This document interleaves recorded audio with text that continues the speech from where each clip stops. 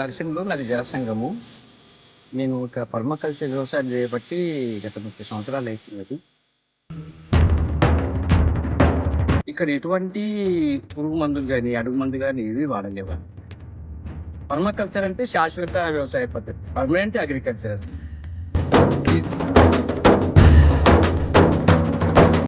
ఇది అన్ని రకాల చెట్లు ఉండాలి, అన్ని రకాల పంటలు ఉండాలి.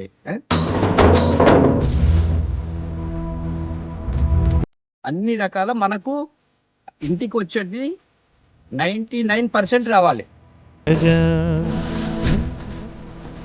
డిడిఎస్ కేవికే అనేది ఉన్నది కదా, డిడిఎస్ కేవికే వాళ్ళు నాకే కాకుండా ఈ జైరాబాద్ ప్రాంత మందుల గురించి, కషాయాల గురించి ట్రైనింగ్ వాళ్ళ దగ్గర మేము ట్రైనింగ్ తీసుకుంటాము. కేవీకేలో మనకి సక్సెస్ అయితే ఆర్మర్ థింగ్స్ లో కూడా వాళ్ళ పొలంలోనే ఎస్టాబ్లిష్ చేసుకునే విధంగా ఎవరైతే ఇంట్రెస్ట్ ఉంటారో వాళ్ళకి ఖచ్చితంగా సపోర్ట్ చేస్తాం. ఆర్గానిక్ పత్తి తెప్పించింది, పత్తి కాయలు దొడ్డుకు వచ్చినాయి, చాలా వచ్చింది.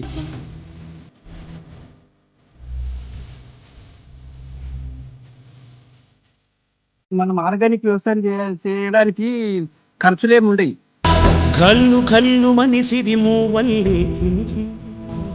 ఫస్ట్ 2 సంవత్సరాలు 1 సంవత్సరం అట్లా భూమి అలవాటు పడ్డది కాబట్టి అంత పంట రాలేదు. దానికి మంచిగా ఎరువు వేసి కొట్టేసినా మంచి పంటలు వస్తున్నాయి. అయితే వీళ్ళు కేవీకేలు మనకు చెప్పారు కదా, కొన్ని పత్తి డబ్బాలు పెట్టాలి, కషాయాలు వేసి స్ప్రే చేయాలి అట్లా చెప్పేసండి. మేము అది కూడా బంద్ చేసుకున్నాము.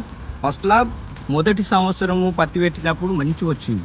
మంచి అంటే మా భూములు చాలా గరువు భూములు, 1 ఎకరానికి 10 క్వింటలు వచ్చిందంటే చాలా అయిపోయింది. మాకు 7-8 వచ్చింది. రాను రాను ఏమైపోయిందంటే మందులు వేసిన వాళ్ళకు 4 సంవత్సరాలు వేసిన రైతుకు అంతే వస్తున్నది, నేను ఏమయ్యని రైతు కూడా సేమ్ అంతే వస్తున్నది అన్నమాట. దీంట్లో ఆవాలు ఉన్నాయి, పాలకూర ఉన్నది, మక్కలు ఉన్నాయి, జొన్నలు ఉన్నాయి. మళ్ళీ ఈ పంట అనేది చాలా కనుమరుగు అయిపోతున్నాయి. ఇప్పుడు ఎక్కువ లేదు. యువ పంట యువ ఉప్మా చాలా బాగుంటుంది అనమాట. గోధుమతో సమానమైనటువంటి ఇదే అనమాట. ఇంట్లో మంచి పోషకాలు ఉంటాయి. అట్లనే వీళ్ళందరూ ఇప్పుడు కేవీకే డిడిఎస్ పని చేస్తున్నాయి కదా, ఆరోగ్యం మీద కానీ, పంటల మీద కానీ, రైతుల మీద అందరితో పని చేస్తున్నారు. మనము వాళ్ళకు కృతజ్ఞత చెప్పాలి. ఎందుకంటే విషం తినకుండా మంచి తినండి అని చెప్తున్నారు, భూమిని కాపాడుకోమని చెప్తున్నారు, పశువులను కాపాడుకోమని చెప్తున్నారు, మన పిల్లలకు మంచి ఆహారం ఇవ్వమని చెప్తున్నారు.